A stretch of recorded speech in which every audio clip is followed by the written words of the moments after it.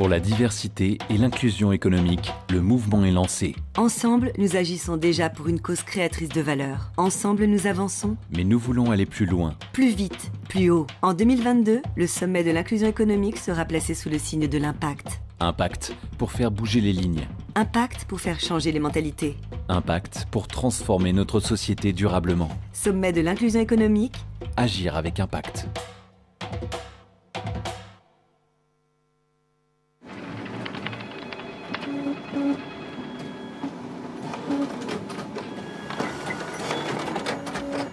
C'est quand même dommage d'embaucher toujours les mêmes profils quand on sait que l'inclusion est source de performance. Sur Mosaïque Talent, accédez gratuitement à des milliers de talents de la diversité et trouvez les meilleurs profils grâce à notre algorithme de matching. Pour Mohamed, Awa, Jonathan, Céline et Sohan, décrocher un entretien d'embauche a toujours été compliqué. Pourtant, ils sont nés à Paris, Trappes, Lyon, Marseille, Saint-Étienne et ont tous fait des études supérieures. En France, on obtient un entretien après avoir envoyé 5 CV en moyenne. Il en faut 4 fois plus quand on s'appelle Nadia. Préjugés, idées préconçues, maladresse, discrimination.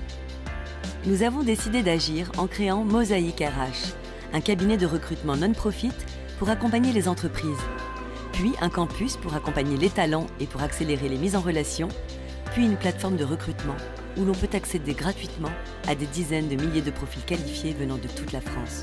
En 13 ans, notre groupe a collaboré avec plus de 2000 entreprises et permis près de 15 000 recrutements de jeunes diplômés et d'expérimentés issus de la diversité sociale, territoriale ou culturelle. Nous favorisons ainsi la rencontre avec les véritables pépites de demain, qui échappent au radar des canaux habituels. Nos actions génèrent un impact économique positif pour la collectivité en évitant des coûts estimés à plus de 10 000 € par talent sans emploi. Pour aller plus loin, pour provoquer un changement social à grande échelle, nous avons créé la Fondation Mosaïque, qui englobe l'ensemble de nos activités. La Fondation multiplie les programmes de rencontres développés au cœur des territoires, permettant de déconstruire les imaginaires discriminants et de faciliter l'action. Elle diffuse ensuite ses idées et les bonnes pratiques auprès d'autres organisations sur d'autres territoires et contribue ainsi à la mise en œuvre en France d'une politique de l'inclusion économique dynamique, efficace et performante, où chacun peut devenir un acteur du changement. Dès aujourd'hui, en rejoignant le mouvement, vous avez la possibilité d'accélérer le changement, de conduire la transformation des pratiques pour que 100% des entreprises pratiquent un recrutement inclusif et de libérer le potentiel de tous les talents qui aspirent à réussir leur vie professionnelle. Au sein de la Fondation Mosaïque, et comme vous d'ailleurs, nous pensons que Mohamed, Awa, Jonathan, Céline ou Sohan ont plus que leur place dans votre entreprise, que la question de la diversité ne devrait pas se poser et qu'elle est au contraire source de richesse et de performance.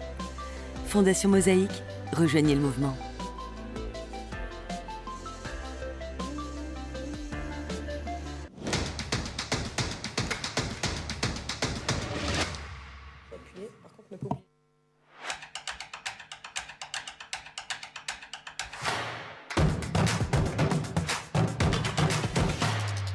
Pour moi, quand on parle d'égalité des chances en matière d'emploi, directement, je pense à l'inclusion sociale. Quelquefois, il y a peut-être des patrons, c'est encore trop vieux jeu. Aussi, on peut avoir de la discrimination tout simplement au niveau des tatouages. Pour certains employeurs, être tatoué, ça ne renvoie pas une bonne image. Une personne qui a plus d'argent peut peut-être avoir des études plus développées. Par exemple, les gens qui sont plus favorisés peuvent être dans des plus grandes écoles. Moi, je pense qu'aussi, ça joue de là où on vit, de la chance qu'on a de vivre sur une grande ville ou non. Et c'est surtout aussi aujourd'hui la nationalité qui peut jouer, entre guillemets, je pense, par rapport aux discriminations sur les CV, plein de choses aujourd'hui qui sont courantes. Et vous, l'inclusion économique, vous en pensez quoi? Nous comptons sur vous. Chaque avis et chaque idée compte. Connectez-vous jusqu'au 29 novembre inclus sur parlons-égalitédeschances.fr.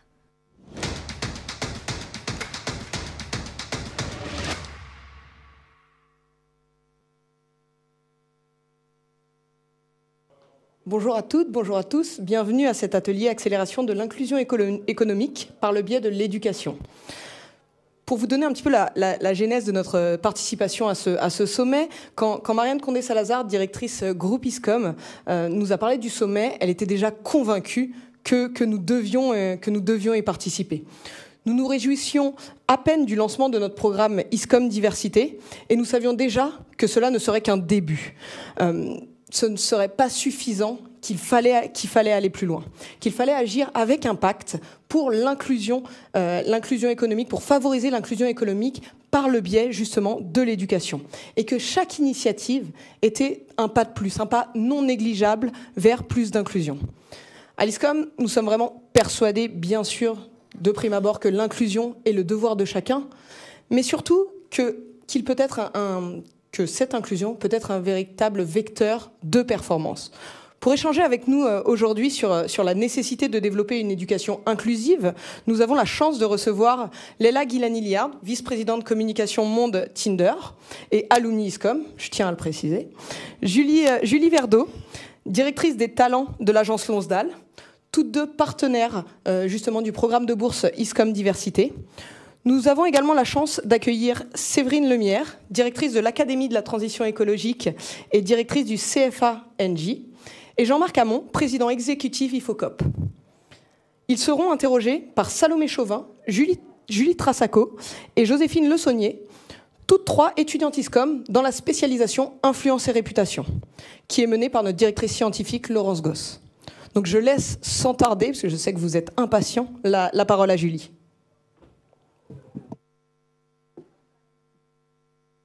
Bonjour à tous, merci beaucoup Cécile. Leila, je vais m'adresser à vous. Première question, à votre avis, pourquoi est-il indispensable aujourd'hui de former ensemble pour une meilleure inclusion ? Alors, merci. Bonjour à tous. J'ai pas mal réfléchi à cette question et j'étais pas très à l'aise avec le mot « former ». Je pense qu'aujourd'hui, l'inclusion, c'est quelque chose qu'on doit tous incarner. Et ça va au-delà de la formation. Il n'y a pas d'outils d'inclusivité ou d'intégration. C'est quelque chose dans lequel on doit tous croire. Moi, ce que j'aime bien partager en règle générale, c'est ma propre histoire. Aujourd'hui, comme le disait Cécile, je suis à la tête de la communication de Tinder dans le monde. Et je suis française. Je n'ai pas le profil Tinder, de ce que vous pouvez voir. Je n'ai pas entre 18 et 25 ans. Je suis née en Iran. J'ai eu un parcours scolaire qui était... j'ai pas fait de grandes écoles avant l'ISCOM. Et pourtant, avec l'incarnation de la diversité, avec l'envie justement d'aller plus loin, avec des personnes qui étaient justement plus ouvertes, et sans qu'on leur ait demandé d'être ouvertes, mon parcours a été possible. Et puis aussi par rapport à ce que moi j'apportais, les choses auxquelles j'aspirais. Et aujourd'hui, la chose dont je suis le plus fière, par exemple avec le travail qu'on fait chez Tinder, c'est l'inclusion, c'est pas quelque chose qu'on nous ordonne. L'inclusion, c'est pas quelque chose qu'on nous demande de faire. L'inclusion, c'est quelque chose dans lequel on croit forcément et sincèrement. On a une équipe. Alors en France, on fait pas de liste, mais aux États-Unis, vous savez qu'on est autorisé à avoir pas des quotas, mais à savoir de quelle race, de quel genre, de quelle sexualité sont nos employés. On est une des entreprises les plus inclusives. Et on le fait parce qu'on croit sincèrement qu'il faut, pour pouvoir représenter la population, avoir cette population qui soit représentée au sein de votre équipe. Aussi simplement que ça. Et l'autre chose, c'est qu'on prend juste les meilleurs talents. Et les meilleurs talents aujourd'hui, ils peuvent être de toutes les couleurs, de toutes les religions, de tous les genres et de toutes les orientations. On n'est pas dans la recherche d'une mini-version de soi-même, mais on est dans la recherche de ce qui se fait de mieux et ce qui se fait de plus brillant. Et il y a un peu de brillance en chacun de nous. C'est ce que je tends à croire. Merci Leila. Tinder est un groupe international. Quelle place occupe justement l'inclusion économique à l'international ? Alors, une des choses les plus basiques, et c'est peut-être la force de l'Internet, moi ça fait 10 ans que je travaille pour les boîtes de la vallée, c'est qu'on est par définition mondial. Une application comme Tinder, elle est disponible dans 190 pays. Elle est traduite en 45 langues.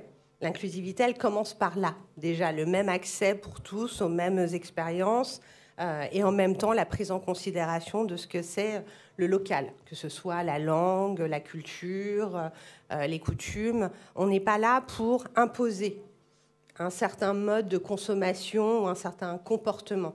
On est là pour permettre.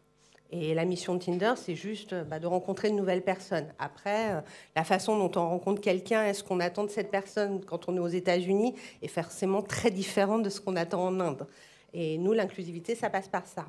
L'autre chose, c'est mon propre exemple. Je ne pense pas qu'il y ait beaucoup d'entreprises dans le monde qui prennent quelqu'un dont La première langue n'est pas celle de l'entreprise. Tinder est une boîte américaine. Je suis française, je vis en France et je gère toute la communication mondiale de Tinder depuis les Sables d'Olonne en Vendée. Voilà, aujourd'hui, c'est possible. Je ne sais pas si Total, demain, prendrait un Italien dont le français est la deuxième langue pour gérer sa com depuis Naples, par exemple. Donc l'inclusivité, ça passe par ça. Le leadership de Tinder, c'est 10 personnes et on est 7 femmes. 7 femmes sur 10. Ça, c'est ma plus grande fierté parce qu'on est une bande de filles qui gèrent une grosse boîte américaine, donc on est assez fiers de ça. Et puis, c'est aussi beaucoup de jeunes. La moyenne d'âge, elle est assez jeune. On parle aux Gen Z. On fait en sorte d'avoir plus de Gen Z qui rejoignent nos équipes.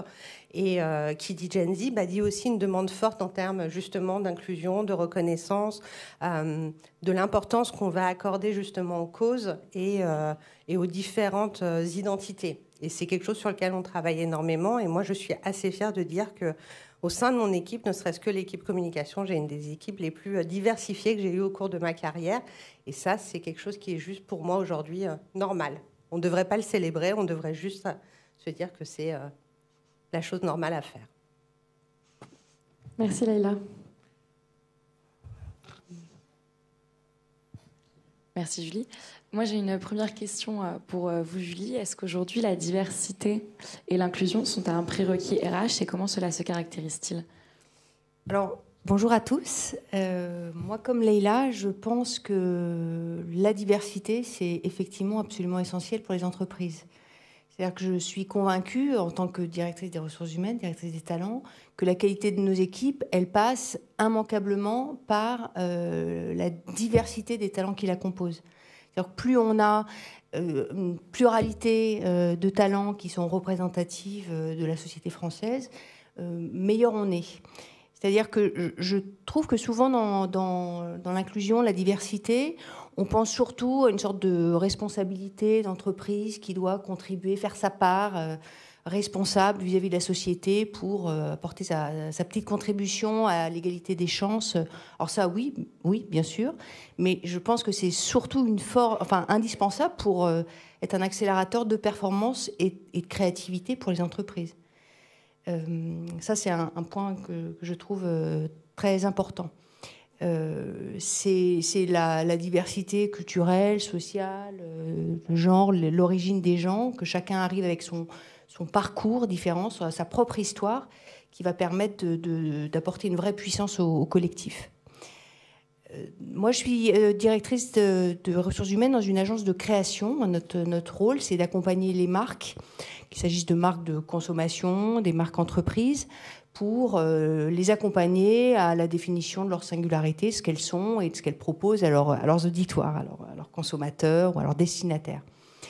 Si on fait ce travail auprès des marques avec des équipes très formatées, très parisiennes, toutes issues d'un même moule, on a une vision totalement biaisée et des réponses qui ne peuvent pas être pertinentes. Donc c'est un prérequis pour être compétitif dans la qualité du travail qu'on va fournir auprès des entreprises. Ça, c'est pour moi absolument indispensable. Merci beaucoup, c'était très complet. Et existe-t-il des procédés d'onboarding qui permettent une intégration rapide et bienveillante des codes de l'entreprise pour un recrutement issu de la diversité ?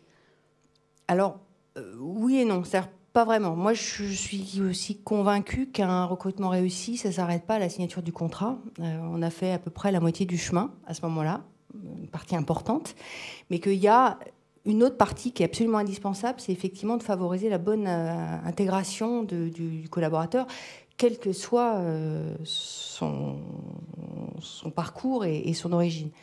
Donc oui, on y travaille énormément, mais sans distinction de l'origine du collaborateur. C'est-à-dire qu'on anticipe son arrivée avec des messages qui sont personnalisés, dans lesquels on essaie aussi de décrisper cette arrivée qui peut être un petit peu angoissante pour un collaborateur, et peut-être encore un plus les jeunes talents, dans lequel on leur dit que c'est normal qu'ils soient un peu perdus quand ils arrivent, que les gens sont là pour les aider, qu'ils ont le droit de poser toutes les questions, qu'il n'y a aucune question bête. Que ce qu'on attend juste, c'est leur sourire et leur envie de nous rejoindre et qu'on sera là pour les entourer, les accueillir et les aider. On est très attentif aussi le jour de leur arrivée à ce qu'il y a toujours dans les équipes un petit déjeuner d'accueil. On ne laisse jamais quelqu'un déjeuner seul. Les RH sont aussi très présentes pour régulièrement rencontrer ces jeunes collaborateurs, et moins jeunes d'ailleurs, l'ensemble des nouveaux arrivants pour s'assurer qu'ils sont à l'aise, qu'ils ne rencontrent pas de difficultés et qu'ils se sentent tout à fait autorisés à exprimer la moindre difficulté pour qu'on puisse ensemble gommer tout ça et favoriser leur bonne intégration. Super, merci beaucoup. Je vais laisser la parole à Joséphine. Merci, bonjour à toutes et à tous. Séverine, je vais m'adresser à vous. Comment favorise-t-on l'inclusion économique quand on est CFA d'entreprise ? Alors un CFA d'entreprise, c'est un CFA qui assure la formation de jeunes qui travaillent dans cette entreprise. Et c'est le cas du CFA NJ, qui existe depuis 2 ans. Et la manière dont je le vois, c'est un pont. C'est un pont entre le monde des jeunes, le monde des apprentis, des futurs alternants et le monde de l'entreprise. Donc on a un travail évidemment d'ouverture, d'inclusion bien sûr dans le recrutement de nos apprentis. Et puis on doit aussi acculturer les tuteurs, les managers à ce que c'est que le monde des jeunes, parce que y a un petit décalage d'âge parfois, et que c'est important aussi qu'on se comprenne bien. Et c'est le rôle vraiment du CFA d'entreprise d'accueillir tout le monde aussi. Alors on est sur des métiers de technicien de maintenance principalement, qui sont des métiers, alors j'aime pas du tout dire ça, mais qui attirent plus les garçons que les filles.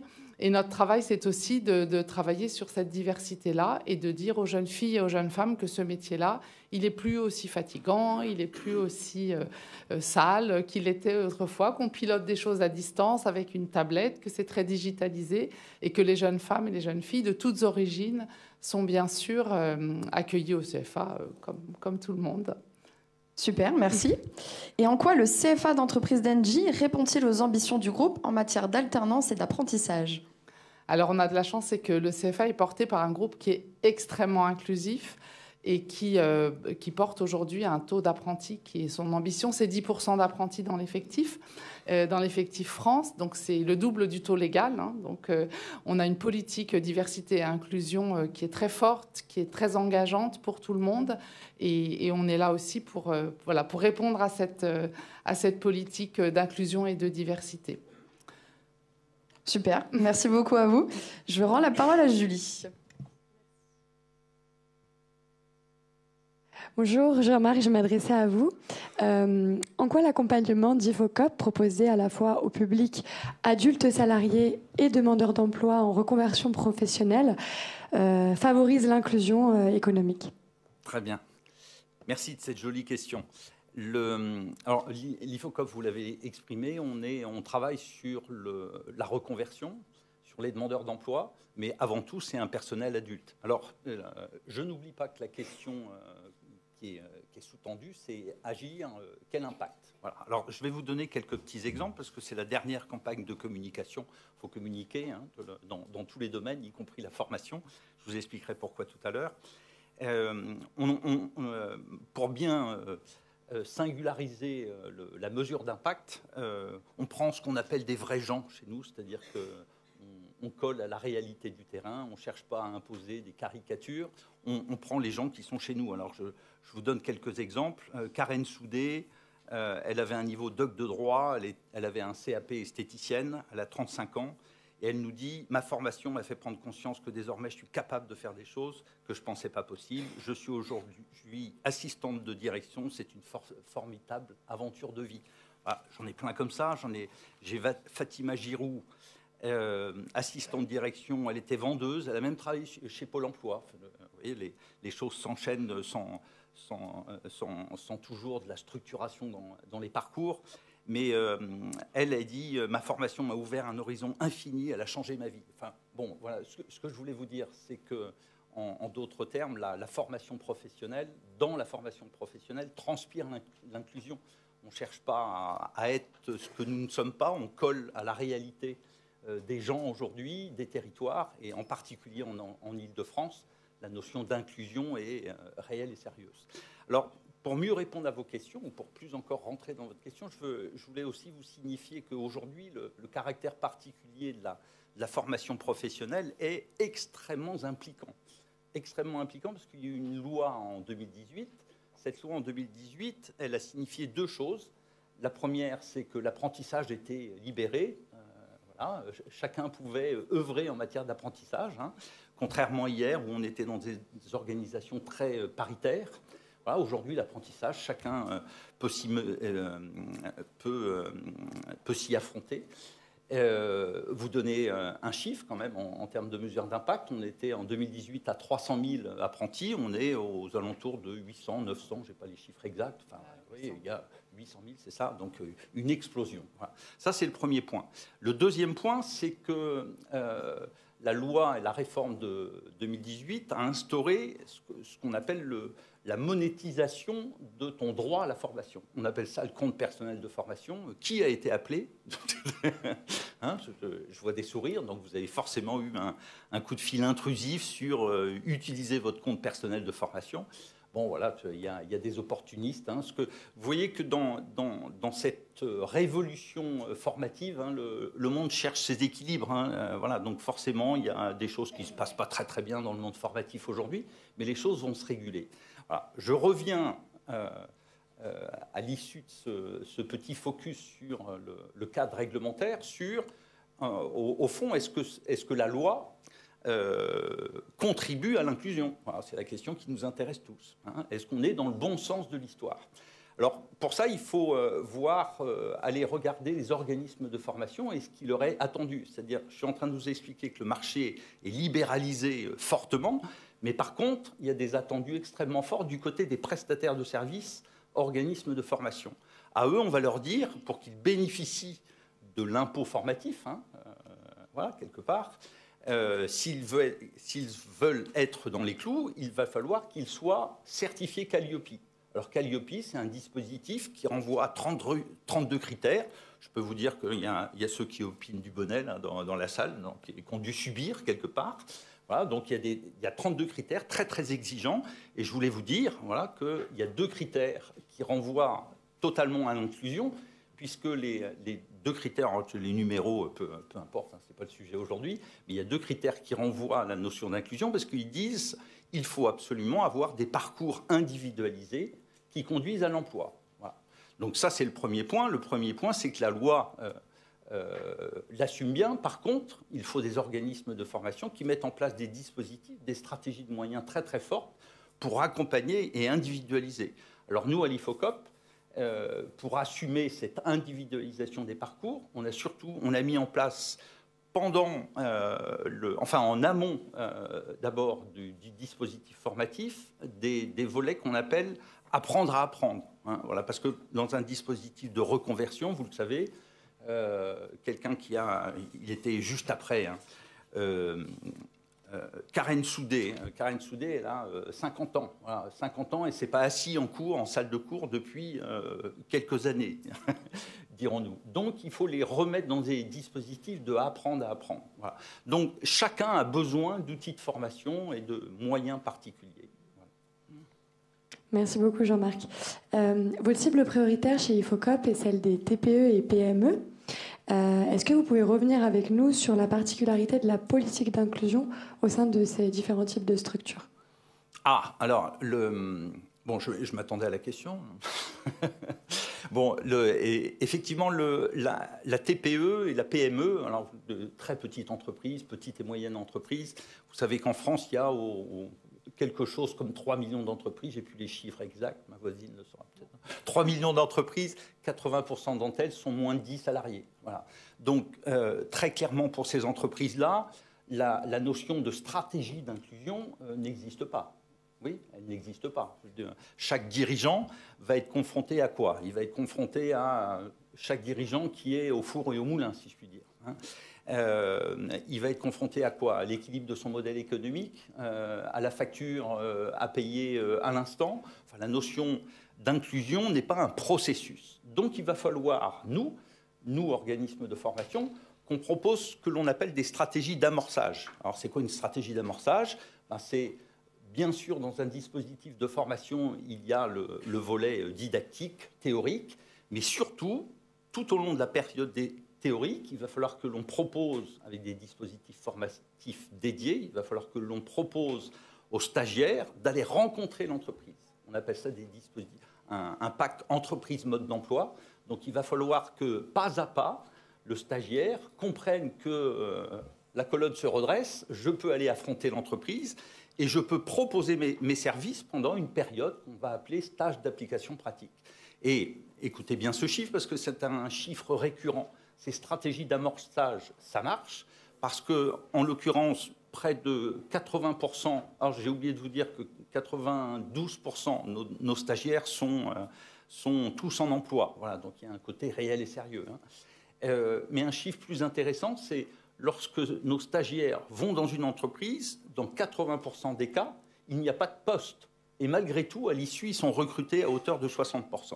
Donc on voit bien là cette notion de stratégie d'amorçage qui marche dans le monde de la TPE. Alors, juste un petit focus aussi pour le monde de la TPE. Notre siège social est à Rungis. Alors, je ne sais pas quels sont ceux d'entre vous qui ont été à Rungis. Déjà, à 4 heures du matin, hein, pas en passant de l'autoroute A6, hein, à 4 heures du matin. Bon. Le monde de Rungis, c'est un monde singulier sur la TPE. Rungis, c'est, de mémoire, 12 000 salariés, 1200 entreprises. Donc vous voyez la structuration du marché de Rungis.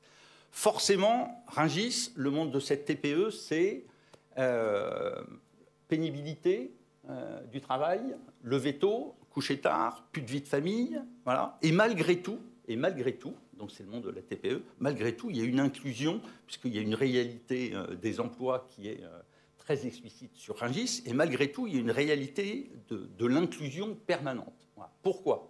Eh bien, quelques petits éléments de réponse. Un, le près et le proche. C'est-à-dire que Rungis, nous, on est collés au marché, si je puis dire. Donc il faut qu'on soit un acteur près, physiquement, pas que proche. Proche, je vous l'ai expliqué tout à l'heure, dans les stratégies d'amorçage, d'individualisation. Là, on pouvait être proche. Mais il faut aussi qu'on soit prêt. C'est-à-dire que le chef d'entreprise de la TPE, il a besoin de toucher du doigt. Voilà, hein. C'est un acteur de proximité, donc il a besoin d'avoir un organisme de formation en son sein, si je puis dire.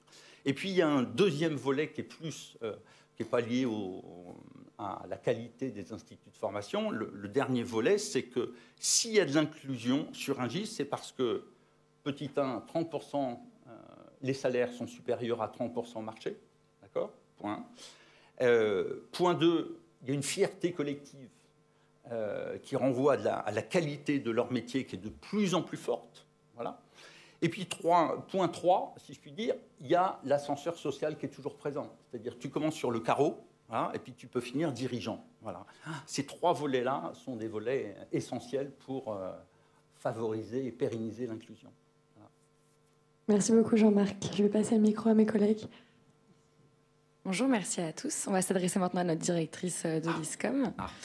Marianne, j'ai une première question pour vous. En quoi la formation des jeunes et la formation continue peut-elle, selon vous, participer à la croissance et à l'accélération économique ? Oui, merci beaucoup, parce qu'effectivement, nous l'avons bien vu, d'abord avec Leïla Guilani, avec Julie.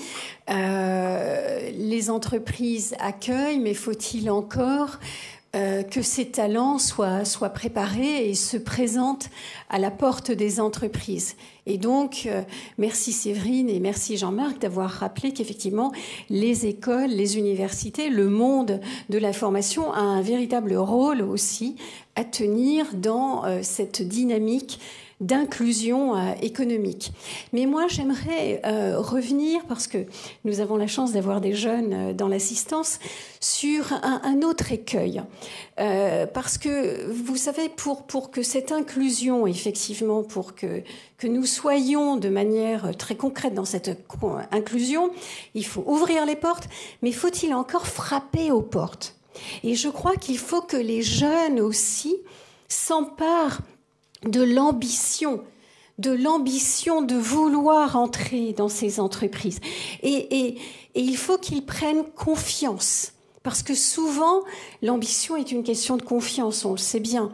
Donc il faut, je crois, alors bien évidemment, veiller dans nos formations à travailler la confiance en soi, à travailler la connaissance aussi des entreprises, parce que souvent le manque de confiance vient tout simplement de l'ignorance que l'on peut avoir de ce monde de l'entreprise. Donc on le pense totalement inaccessible, totalement éloigné de ses propres valeurs, tout simplement parce qu'on ne le connaît pas bien.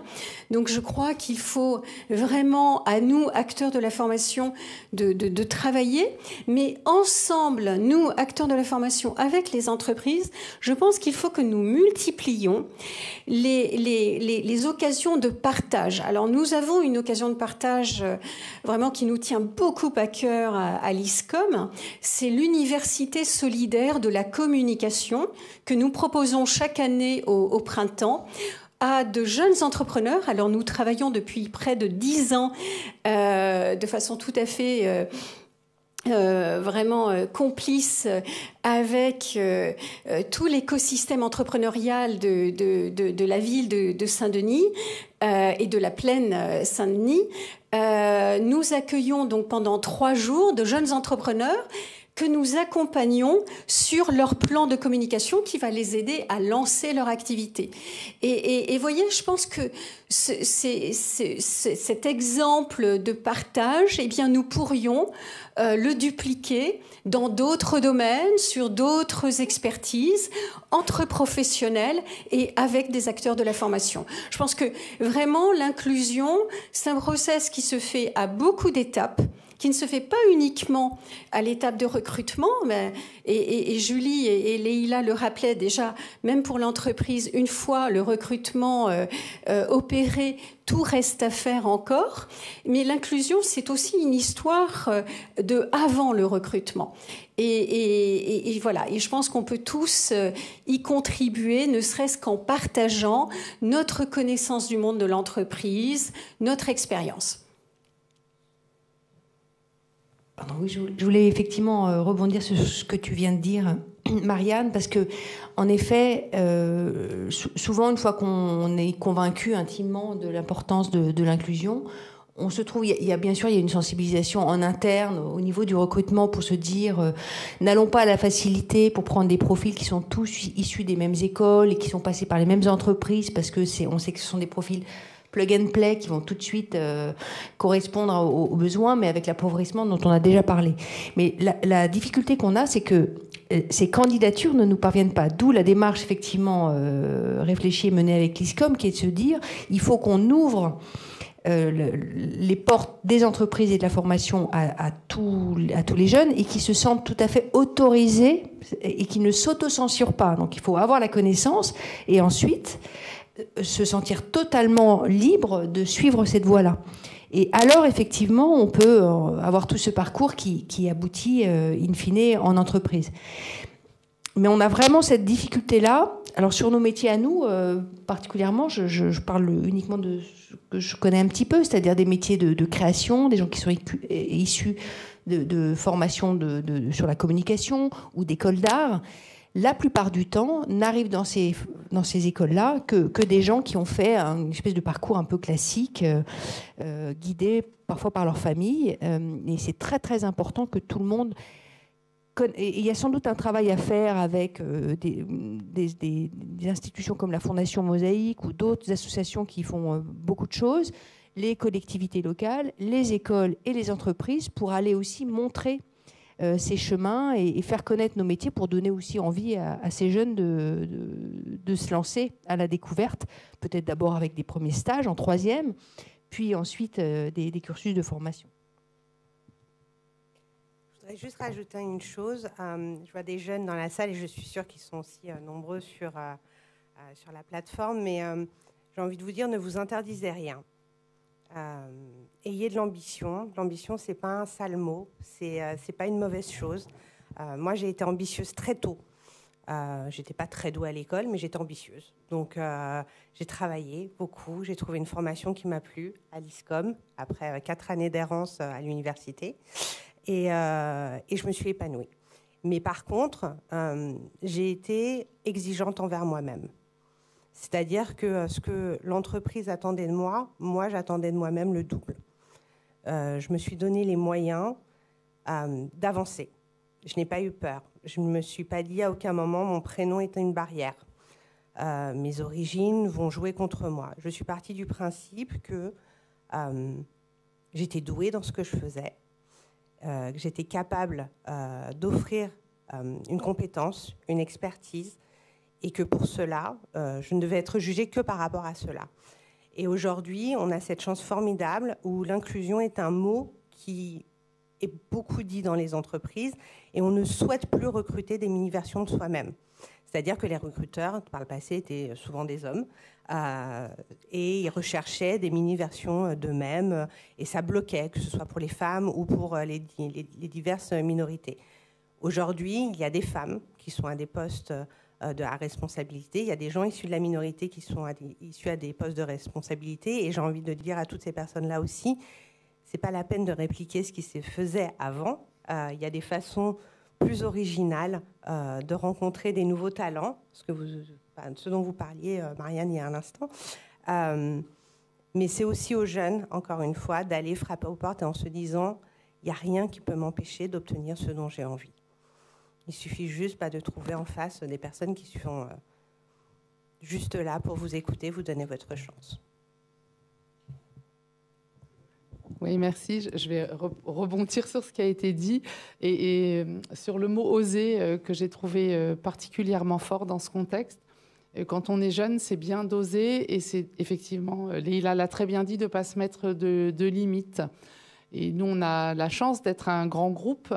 Et parfois, les jeunes sont freinés en se disant « NJ, c'est pas pour moi, oh là là, c'est grand, c'est international », et se mettent aussi des barrières. Et notre rôle de CFA d'entreprise, c'est d'accompagner ce chemin-là, de dire « vous pouvez » et vous avez aussi des perspectives derrière qui vont vous permettre peut-être de changer de métier au sein de ce groupe, d'évoluer, de prendre des responsabilités managériales ou de partir à l'étranger. Donc voilà, c'est le travail du CFA d'entreprise que d'accompagner ces évolutions-là et d'accompagner les jeunes dès le premier moment où ils frappent à notre porte en disant finalement, ça m'intéresserait. Un dernier mot de conclusion rapide, Jean-Marc ? Je ne vais pas rebondir sur ce qui a été dit.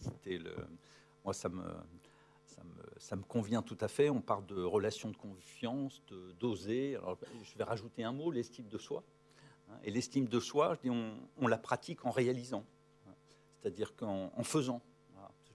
On le voit lorsque l'on accueille une promotion de nouveaux stagiaires, ils sont auto-centrés, si je puis dire, sur leurs problématiques, sur leurs failles personnelles, et que petit à petit, ils se révèlent dans un métier, ils exercent un métier, ils deviennent. Voilà. Et donc, pour ça, l'estime de soi. Merci beaucoup, Jean-Marc. Merci à vous. Une dernière question qui vous permettra de conclure, Marianne. Quel rôle doivent jouer, selon vous, les acteurs de l'enseignement supérieur, mais également les entreprises, dans cette accessibilité à la formation et au développement des compétences ? Merci de m'offrir effectivement cette conclusion. Je crois que c'est vraiment ensemble, entreprises et acteurs de la formation, mais c'est ensemble, entreprises, acteurs de la formation et candidats à ces emplois que nous pouvons vraiment partager de la connaissance sur nos entreprises, sur nos métiers pour donner confiance et donner envie. Moi, j'ai envie de conclure sur si vous voulez, vous pouvez. Quand on veut, on peut. Voilà. C'est aussi ça, l'inclusion économique. Merci à vous tous pour cette intervention. Merci à tous, merci beaucoup. Il nous reste 2 petites minutes. Est-ce que vous avez des questions ? On peut vous faire passer le micro si vous avez une question particulière pour l'un de nos invités.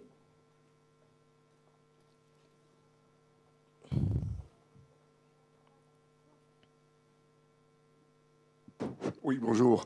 Thierry Simon, Énergie Jeune, une association qui s'occupe des tout jeunes du collège. Et j'ai remarqué une chose, c'est que très souvent, dans nos interventions, je reprenais un petit peu l'exemple de Marianne, le propos, c'est que ces jeunes n'ont aucune espèce d'idée, dans des quartiers difficiles, du monde de l'entreprise. Ce qui suppose derrière des blocages. J'ose pas. Alors, les phases de troisième, souvent, ils sont contraints et forcés. Ils ne savent même pas ce que ça veut dire. Donc là, je pense qu'il y a aussi un rôle important dans l'éducation, voire d'associations, voire de partenaires, de préparer les jeunes, non pas dans le fait de dire « je veux travailler chez Engie, je veux travailler comme ça », mais de découvrir et de permettre d'oser, je reprends un petit peu, d'oser aller au-devant de personnes. Et je remarque que quand on fait un tout petit peu de pédagogie, en leur disant, non pas apprenez, mais soyez curieux, allez au-devant de personnes. Et c'est la grosse démarche, c'est que les enfants, que ces jeunes soient curieux d'aller au-devant. Voilà. Je vais juste rebondir par rapport à ce dont vous venez de parler. Moi, j'ai 2 filles et la plus jeune a 16 ans et elle a fait son stage de 3e. Et j'ai vu la disparité des stages de 3e entre ma fille qui a eu accès à un département informatique d'une maison de luxe française et des camarades de classe qui étaient chez le fleuriste. Et non pas qu'il y ait une différence ou qu'un métier soit meilleur que l'autre, mais peut-être qu'il aurait mieux fallu qu'un élève qui avait moins d'accès se retrouve justement dans cette maison de luxe française, et peut-être un enfant qui a plus l'habitude de cet environnement aurait été mieux dans une entreprise plus sur le terrain, justement pour apprendre à connaître un environnement différent. De laisser ce choix, j'ai trouvé ce choix assez difficile pour les parents et les enfants, dans la mesure où il y a très peu d'accompagnement. Ça peut être une première passerelle, notamment pour briser justement ce manque d'inclusion.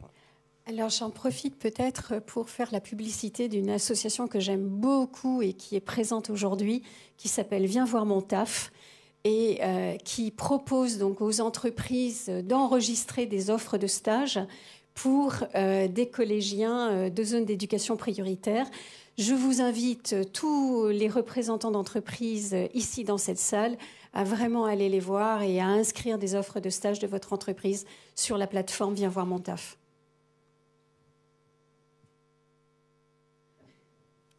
On a une question ici. Et malheureusement, je suis vraiment navrée, ça sera la dernière question. Merci. Bonjour à toutes et à tous, je m'appelle Mirella. Merci vraiment pour vos mots inspirants, que ce soit pour prendre confiance, oser et aussi être dans l'inclusion et dans l'onboarding. Je viens tout juste d'être diplômée, donc je suis nouvellement entrepreneur, donc je vais frapper à votre porte et savoir si du coup vous serez ouvert pour échanger avec moi, car en fait je propose un produit qui crée une expérience à la fois pour prendre du temps pour soi et aussi se reconnecter un petit peu à nous-mêmes, que j'ai amené ici. Et donc, du coup, si vous souhaitez, je pourrais vous faire découvrir tout à l'heure. Très belle conclusion, parce que je pense qu'on en a tous besoin. Merci. Merci beaucoup.